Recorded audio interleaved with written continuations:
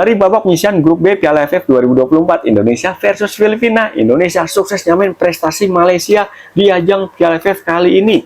Indonesia peringkat 3, Malaysia juga peringkat 3, dan Indonesia sama Malaysia sama-sama sukses gagal melaju ke babak semifinal. Lawan Filipina kita kalah 1-0. Wajar banget sih, karena apa? Ini lagi-lagi Sintayong. Aduh, Sintayong. Kita ini butuh kemenangan di partai krusial Filipina. Kenapa kita masih main dengan tempo lambat tadi? Sejak kick-off pertama harusnya Indonesia udah gas saja main ofensif. Karena kita butuh kemenangan. Ini masih aja ngandelin defense counter. Endingnya Indonesia pertandingannya didikte sama Filipina di babak pertama sampai dengan pertengahan babak kedua, dan Filipina endingnya bisa bikin gol kan tuh lewat titik putih, walaupun penalti Filipina bisa diperdebatkan. Kenapa? Pas cek VAR tadi nih harusnya tuh dikasih angle lebih jelas nih di sisi penonton, karena menurut gue tadi kena dada, tapi menurut wasit VAR kena tangan. Nggak tahu dah tuh apa beneran kena tangan atau enggak, tapi ya ngasih udah menjadi martabak ya kan, apa boleh buat. Yang perlu dievaluasi dari performa Indonesia di pertandingan tadi adalah ya bisa dibilang sistem permainannya. Bisa dibilang di AFF kali ini sistem permainan Indonesia masih kalah ciamik malah sama Kamboja. Kamboja ada di grup A ini menurut gua lebih enak, lebih menghibur dibandingin performa Indonesia sepanjang Piala AFF kali ini. Biarpun begitu kita tetap apresiasi sama perjuangan skuad Garuda Muda nih, timnas U22 kita yang udah bertarung di AFF di 4 pertandingan babak penyisihan grup, biarpun gagal lolos. Ini artinya apa? Artinya kita bukannya gagal, tapi kita belum berhasil lolos ke babak semifinal. Yang perlu dievaluasi dari pertandingan tadi adalah itu dia, lini depan kita nih masih konsisten tampil nggak tajam di AFF kali ini, karena nggak bisa bikin sebiji gol pun. Yang bikin gol main bertahan semua. Aduh. Ditambah lagi suplai aliran bola ke lini serang dari lini tengah ini masih mandak-mandak nih, masih macet-macet kayak sinyal di basement. Ya mudah-mudahan sih menjadi evaluasi bagi Sintayong nanti buat kedepannya nih, dan gue sih berharap untuk ajang Piala AFF berikutnya ataupun turnamen selain babak kualifikasi Piala Dunia nih, ini Indonesia udahlah jangan apa ya, Sintayong jangan kopeh, jangan wah kita pakai pemain muda nih buat regenerasi. Kalau bisa komposit main seniornya ditambahin dikit lah, bisa 3 atau bahkan mungkin 5 pemain senior dimasukin ke dalam skuad Piala AFF untuk event Piala AFF berikutnya. Karena apa ya, kita masih butuh kader pemain senior nih untuk menjadi mentor bagi para pemain muda di atas lapangan. Karena sepanjang Piala AFF kali ini kelihatan banget nih, Arkan Fikri belum bisa menggendong skuad timnas Indonesia bersama Marcelino Ferdinand.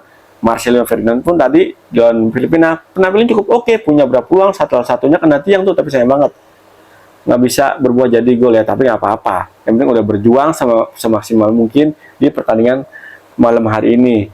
Baik pemain bertahan kita tapi juga cukup oke ya. Ferrari pun patut kita kritik, karena apa ya, dia sebagai kapten harusnya bisa jaga emosi ketika dipancing sama pemain Filipina. Jangan terpancing, itu sikut ngapain masuk ke perut orang kan. Kapten Filipina jago acting, jangan dia habis les privat nih sama para pemain Bahrain nih, kapten Filipina nih. Tapi sayang banget Ferrari kepancing dan endingnya kena kartu merah. Nah wasit nih, kenapa tadi pas Rontini pemain Filipina nanduk Victor Detan udah dicek VAR, kenapa nggak kartu merah? Itu jelas banget loh, nanduknya tuh kayak Zidane nanduk Materazzi di Piala Dunia 2006 tuh. Harusnya kartu merah, jelas. Kenapa nggak kartu merah? Hei wasit. Aduh, parah banget bisa dibanding putusan wasit di beberapa momen di pertandingan tadi. Ya mudah-mudahan ini menjadi evaluasi bagi penyelenggara AFF nih. Karena ya menurut gue AFF kalau kayak gini terus ya nggak bakalan menarik banget. Nggak bakal menjadi apa ya, menjadi trigger bagi klub-klub, bukan klub-klub, bagi timnas-timnas di Asia Tenggara. Ya terbukti di Piala kualifikasi Piala Dunia ronde ketiga, Vietnam, Thailand yang udah langganan jadi juara Piala AFF berkali-kali di babak kualifikasi Piala Dunia masuk ronde ketiga cuma jadi tim pelengkap aja, ibarat bubur ayam itu cuma jadi lada doang tuh kan, pelengkap doang. Tapi dengan performa Indonesia di ajang ronde 3 kualifikasi Piala Dunia ini menjadi angin segar buat timnas di Asia Tenggara.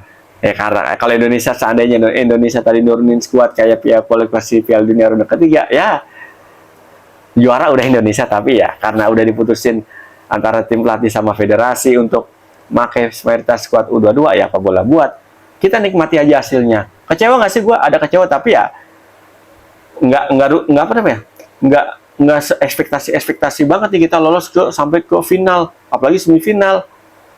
Kita ada di peringkat 3 aja pun udah lumayan lah ya. Ya mudah-mudahan sih abis selesai pertandingan ini nggak ada tuh teriakan-teriakan STY out, STY out. kalau ada tekan STY out, bukan solusi guys, bukan. Yang penting yang perlu kita kritik dari Sintayong adalah jangan keras kepala dalam menerapin strategi di tiap-tiap pertandingan timnas Indonesia. Ketika Indonesia butuh main ofensif, butuh gol, butuh kemenangan, udah main ofensif aja sejak kick-off pertama. Gimana kalian? Setuju nggak nih? Kalau setuju, tulis komen kalian di kolom komentar. Thank you banget nih udah nonton konten gue Pundit Abangan. Ketemu lagi bersama gue Irwansyah di konten-konten Pundit Abangan berikutnya. Yang penting dukung terus perjuangan skuad Indonesia di ajang apapun itu. Oke? Gue Irwansyah pamit. Salam olah bola.